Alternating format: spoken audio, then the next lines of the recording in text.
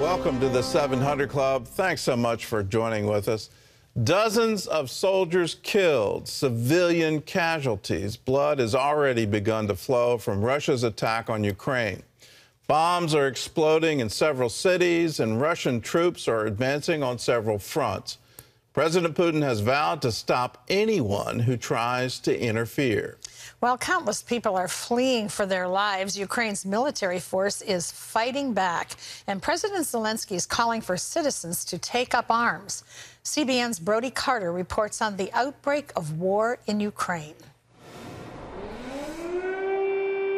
War sirens wailing in Kyiv before dawn, followed by early morning explosions in Kharkiv, Ukraine's second-largest city. Explosions reported near Kyiv and other cities across Ukraine as Russia targeted key infrastructure, military air bases, and air defense systems.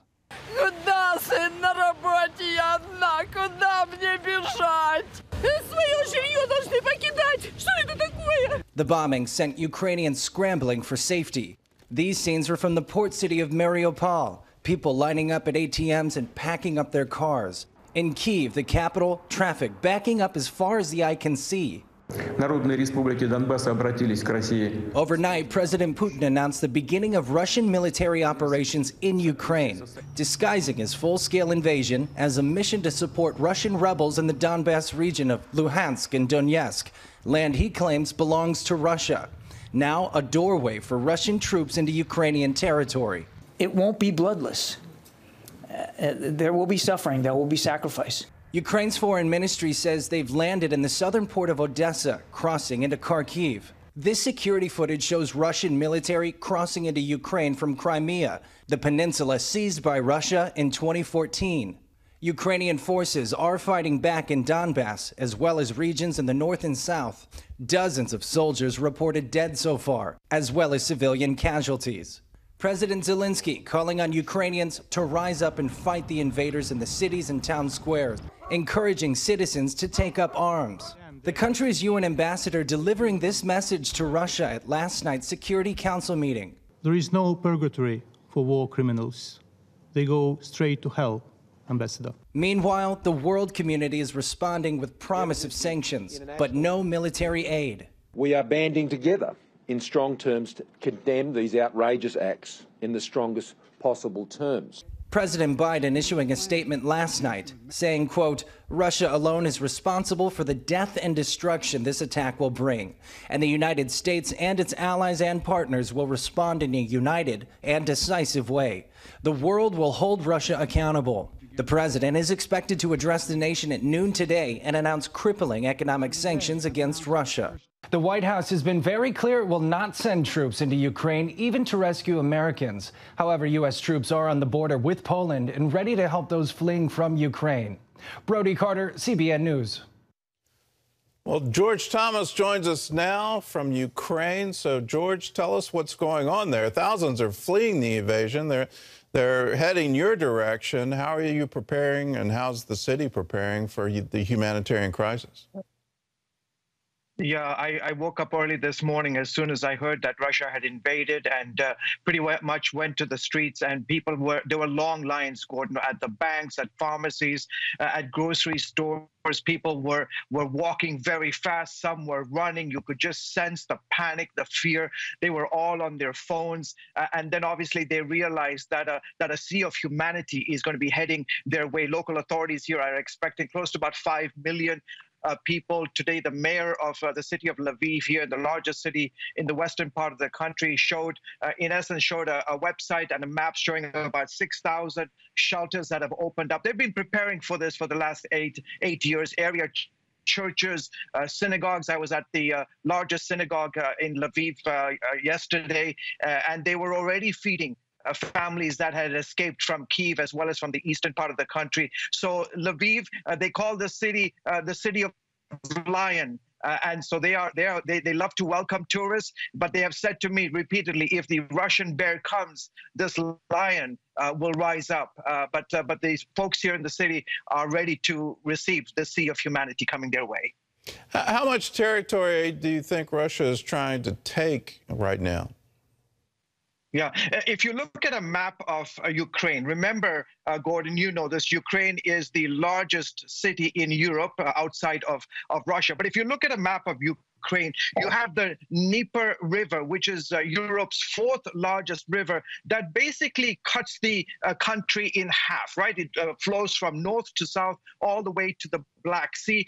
Kyiv is smack dab in the middle. My sense is that in these opening hours, opening days, Russia is going to look at basically to divide this entire country in half. Everything to the east of the Dnieper River, that's their goal, is to basically cut the country in half. The reports are that Russian troops have easily rolled their tanks right across the Crimean bridge. They've easily come from the north, from Belarus. Where the struggle is right now, my understanding is that just before we came on the air, they have not managed yet to cross what's called the line of contact in the east, basically where the war has been raging for the last 8 years. So Ukrainian forces have dug in. So far, Russians have not managed to cross that line of contact. But the picture you have here, Gordon, is sort of a choke point, and the Ukrainians are, in essence, surrounded on all sides. Well, Russia's now claiming that they've completely destroyed the Ukrainian air defenses. So what do you think the Ukrainians want to see from NATO? The moment the bombs started dropping, I have a very close contact in Mariupol, which is the largest port city for Ukraine, and obviously it would be a prized possession for the Russians if they were to manage to capture it. I got on the phone with him this morning. While we were talking, I also had a chance to pray with him. He's a very significant, influential pastor in the region. And I said, what can we do? He says, George, we're tired of this talk of sanctions. We're tired about NATO coming together, the alliance, everybody's together. The reality is that, George, what we need to see 100, 200 United States aircraft, fighter jets, NATO fighter jets hovering over the nation of Ukraine. He said, like that, Russia will stop. He says Russia now realizes that the United States and NATO, they are not going to put troops on the ground here in his country, and he knows, Vladimir Putin knows that and is taking advantage of that. Well, let's take a look at a larger map to show the NATO countries that are surrounding Ukraine.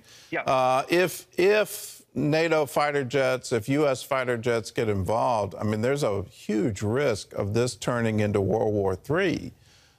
Is that understood on the ground in Ukraine? And it just looks like they're just trying to completely annex Ukraine and bring it back into some kind of Russian Federation.